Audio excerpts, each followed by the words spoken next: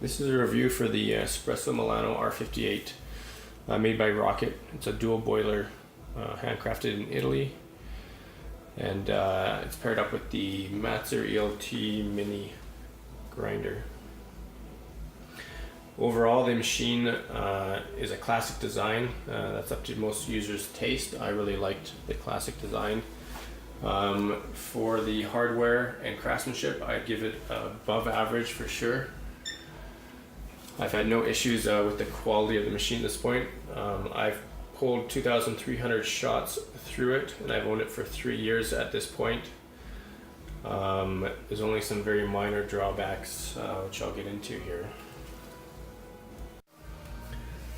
So the good point first, and probably the most important, is that it does brew an espresso that exceeded my expectation, and as I've gotten better with the machine, it's still producing what I would expect from an espresso, and it is definitely comparable to what you can find in some of the very nice shops.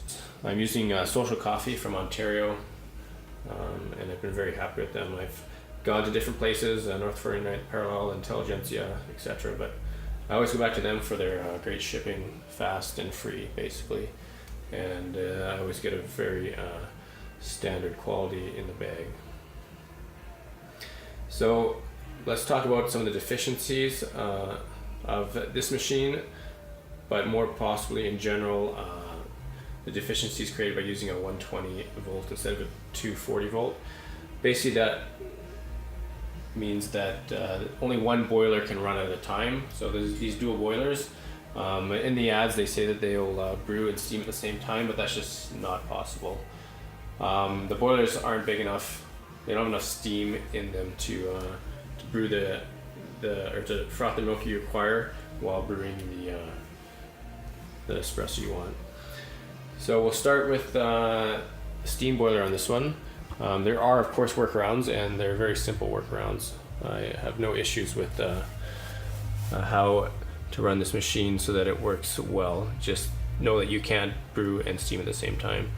So for the steam boiler, first thing you have to do is put it at max temperature using your PID here. The PID controls both brew temperature and steam boiler temperature. So you put it at max temperature. It generally sits around the 1.3 bar pressure there, and it'll froth a 24 ounce pitcher of milk pretty quickly.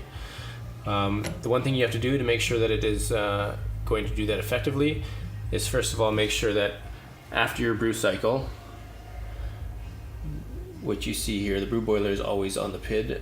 You can cycle through to find other things, but ensure that the brew boiler is not heating, and it will not heat as long as the steam boiler is running. So once the steam boiler is running, you're going to see a drop in the temperature there, or sorry, in the pressure. And at this point, you've heated the steam on. You want to watch for the the steam boiler to kick on, and then at that point, start your steaming. And that'll allow this machine to run at 1 to 1.2 bars pressure for as long as you need to steam up to 24 ounces of milk. So that's the workaround for this 120 volt problem with this machine. Other than that, it's just a timing thing, and you'll get the great quality milk that you can find in any espresso bar. Moving on to the brew boiler. The way the Rocket company does their brew boilers is they measure the temperature inside the brew boiler. It's 108, and then they have a conversion chart to give you the temperature that you can expect out of your E61 brew head. So at 108, the chart says that this machine will give you 97 degrees out of the top of the brew head. This brew head is heated, and it is very hot. So if I was to just brew like right now, without preheating or running water through the brew head to start, you can see that you're going to go from 108 down to 104, so you're getting about a 4 degrees drop in temperature. So for that reason, even though I'm not sure how much that'll affect the actual temperature coming out of the head because the head is preheated, but just to say the least, I still will run water through, ensure that the Brew Boiler's element has kicked in like it is now, and then I'll pull my shot.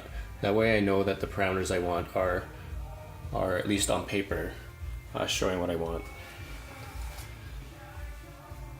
Moving on to the E61 group head. There's not a lot that anybody says bad about them. Mine is, I think, a minor issue, and this is that this drain function, which is the last third of the handle down, does not stay down on mine. It never has. I think it's probably just a manufacturing defect on this particular one. So to drain it after each shot, I have to hold it down for a few seconds. A little annoying, but certainly not a showstopper. Something more particular to the Rocket brand, this switch you see here is what turns on the pump for the Brew Boiler. For a while there, I was getting a lot of squeaking and catching as I pulled the lever up. Initially I thought I was within the E61 group head, but I later found that it was just the metal on metal contact of the switch and the lever. And after I put a little lube on the lever, it's been basically smooth as butter, and I'm pretty happy about that.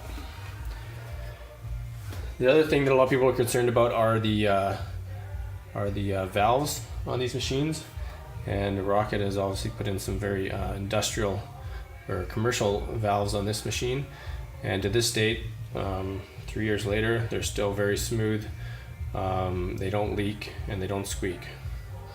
And the ball joints here are also very good. They've never leaked, and they're still smooth. For the size of the drip tray, obviously it can be plumbed, but for most home users I don't think that happens. It's an average size. I change it every couple of days. Some people would like a larger one, but in the end, if you have a larger one, you're probably going to leave the water in there longer, and you're going to get some pretty soupy stuff in there. So changing it more often is not a big deal for me anyways. The water basket in the back is 2 liters, and it's plenty. It runs close to a week for me, brewing about 2 coffees a day, maybe 3. And I run demineralized water through this machine with a 1:6 ratio of tap water. The tap water provides the mineral content you need to get the espresso flavor that you want. The idea with that is to minimize your maintenance costs on the machine by having as little mineral content in the water as you can, but without affecting the quality of the coffee. So 1:6 is kind of what I use, and it seems to work well. I also use this Rocket water softener pack, just even for the minute amount of calcium that'll be in that water still. To this date, I've cleaned the machine twice for descaling, and I've seen almost no scale buildup. So I'm pretty happy with that. The only other thing I'd add for this machine is it takes about 25 minutes to warm up, which can be a bit of a hassle if you don't have what I've put in, which is a plug-in that has it's wirelessly activated, so I can set it on a schedule or I can turn it on my way home. But as it is set up right now, it turns on at 6 in the morning every morning, and by the time I'm done my shower, it's ready to go, and it turns off at a set time as well. So that is a pretty good thing. You can get them through Google now, Insta and Home, all those home automation systems, and that's been a big benefit for me. So overall, very happy with this machine. I bought it thinking that I wouldn't have to ever upgrade, so I went kind of high on the price and get all the options I could, and I'm pretty happy at this point that I've done that. I still don't feel I'd be better off with any other machine.